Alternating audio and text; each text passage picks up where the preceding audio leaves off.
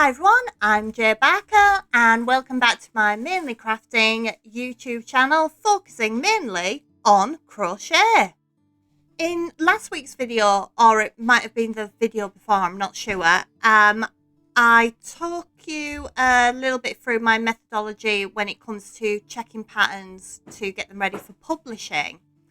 The videos I do on this channel mainly show you my first working through of a project, but in this week's I'm actually taking you through a different part of the making process. And that's because I have actually been writing patterns longer than I've been making YouTube videos, so I wanted to get these patterns published as well. So I went right the way back to one of my older pattern books, opened up the front page, and there was a butterfly. So I thought, pretty damn easy, I'll get out some nice yarn and I'll double check this pattern. And at first it was working absolutely lovely. The body has come out gorgeous. I'm so happy with it. There wasn't a thing I had to change about it. But then I got to the wings and I don't even know what I must have been thinking when I did them. They're not laying flat. There's only one layer, so they've been made on the flat, not on the round, which is odd because for something like this I would make it on the round. And I cannot find anywhere an image of how this turned out, and I can't even really remember why it was made in the first place. So what I'm going to do is I'm going to keep this center piece, the body, and I'm going to make new wings to go on this. So first off, I went through the internet and picked out a few images that I liked of butterflies, of course, to where I was going to base my wings. My wings actually ended up based more on this type of butterfly, but I have to admit, I will be coming back one day to make a lunar moth because that is just beautiful. Okay, as this is technically now a first prototype of these new wings, I'm not going to be using the plush yarn I had planned on using. I'm going to go down to just some basic acrylic yarn that I've got, and I will be using a 2mm hook because this stuff is ridiculously thin. Must be like 2-ply. And then of course when I get the shape all done, I will then remake again in the plush yarn, which will be using a 4.5mm hook, and that will give us a bigger size wing to match the larger body.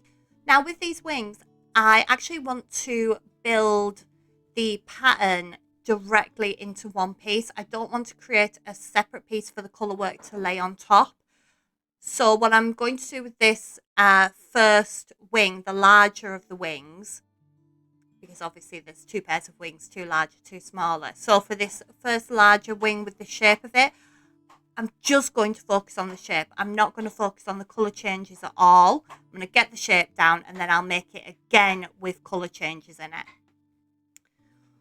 Alright, so I tried using a almost Irish crochet technique around this first chain of 10 to start building the wing, and I don't even know why I did it. It was ridiculous. It didn't work.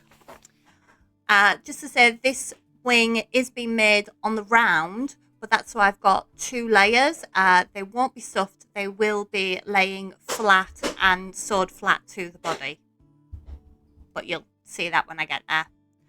So if you are working on the round and you do want something to lay flat, you do need to put your increases towards your edges of your piece. Now for me, I only need to increase at the top of the butterfly wing, so my increases will be there.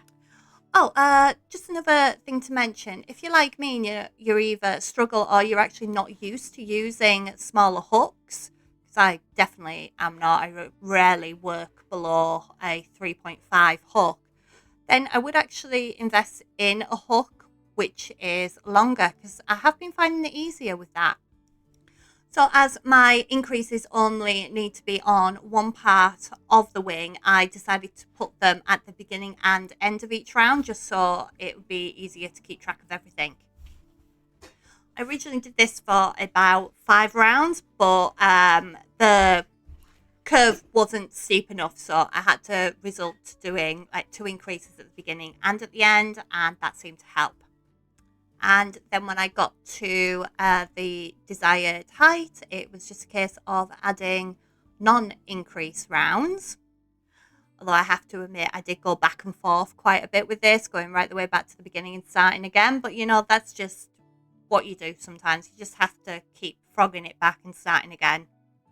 So when it came to getting to the end of the wing, I wanted a slight point to the tip of the wing.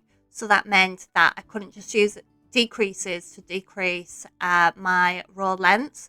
So I actually basically closed 3/4 of the wing off using double crochet to slip stitch, and then continued working on the round for the point.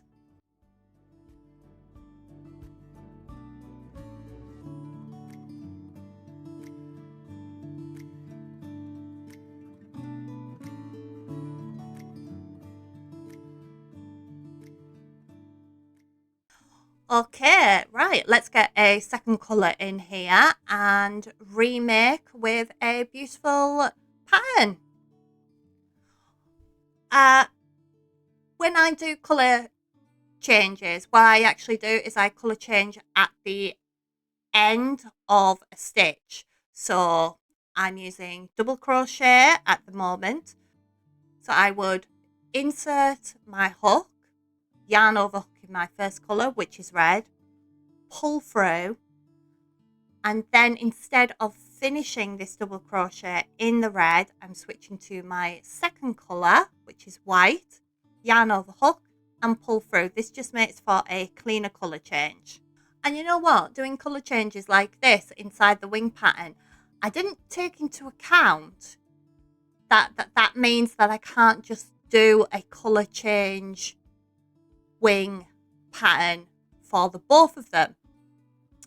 I'm not explaining myself very well. So I've just done the colour changes for the right wing, but a butterfly's wings are symmetrical. So now I'm going to have to redo the left hand side so I can get colour changes for the left hand side of the wing. It's a good job that the shaping for the smaller wings is going to be such that I can just add the colour changes in as I go, because this is turning out to be a lot more work than I thought. Thank God I was right about that I only had to make 2 versions of the smaller wing. There was still a bit of frogging back and forth, but nowhere near as much for the first wing. And as the colour changes as well went in a much easier sort of pattern, well, for me, it's easier for me to visualise it. I was able to get these done quite well, and here are all of the first prototype wings. Okay, let's get the thicker yarn out and double check all this work, and you guys can speed through that.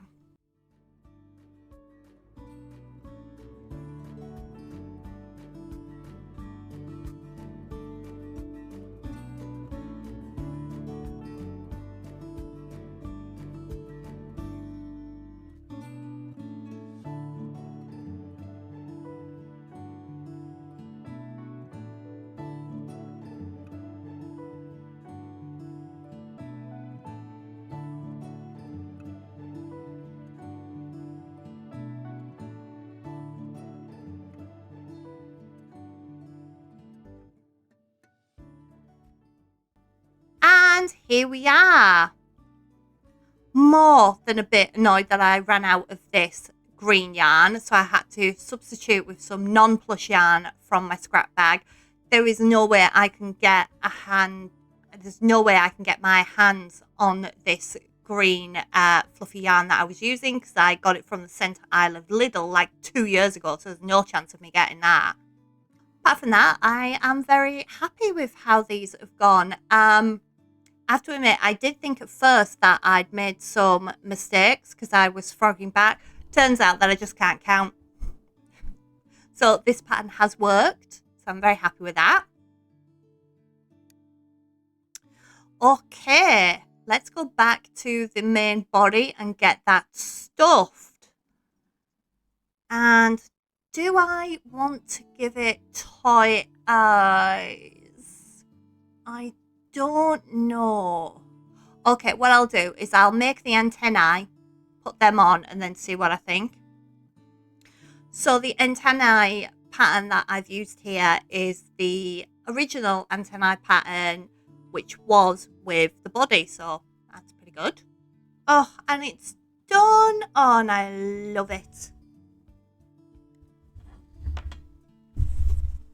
Look at it, it's beautiful and huge. So yes, I did choose to put some toy eyes and a toy mouth on it. And yes, you can see that the wings are slightly crooked, but I can fix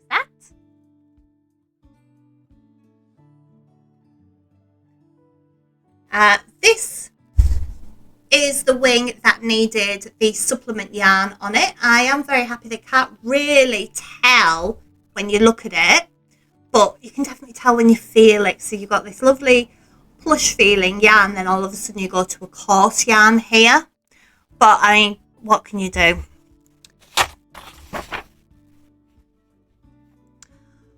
So I want to remake all of this just one more time to double check, and then I will type and publish the patterns.